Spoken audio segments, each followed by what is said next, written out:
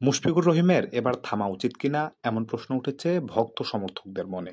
গুরুত্বপূর্ণ মোমেন্টে মুশফিকুর রহিমের অযাচিত শট সিলেকশন কিংবা সেট হওয়ার পরে রিভার্স সুইপে উইকেট বিলিয়ে দিয়ে আসা মুশফিকুর রহিমের স্বভাব জানিয়ে বেজায় ক্ষিপ্ত ভক্ত সমর্থকেরা। কেবলমাত্র নামের সাথে মিস্টার ডিপেন্ডেবল তকমা থাকা, কয়েকটি ম্যাচে পারফর্ম করা, কিপিং কোটায় খেলা সবই মুশফিকুর রহিমের প্রতিচ্ছবি।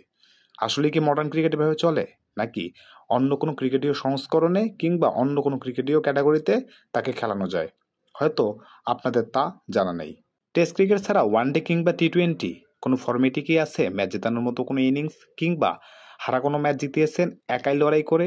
হয়তোবা মনে করতে পারবেন না। সবাইকে একদিন থামতে হয়, বিদায় নেয়ার উপযুক্ত সময়টি জানতে হয়। হয়তোবা আমাদের দেশের ক্রিকেটীয় কালচারে যথাসময় বিদায় হয়তোবা কোনো ক্রিকেটারই নিতে পারেনি। মুশফিকের ক্ষেত্রেও তাই। চ্যাম্পিয়ন্স ট্রফিতে ব্যাক টু ব্যাক 2 ম্যাচে বাজে পারফর্ম, এককের ঘরেই সাজঘরে ফেরা বুঝিয়েই দেয় বিদায়টা বলা উচিত ছিল আরও আগেই। সঠিক সময়ে থামতে না পারা এদেশের ক্রিকেটে এক ঐতিহ্যে পরিণত হয়েছে।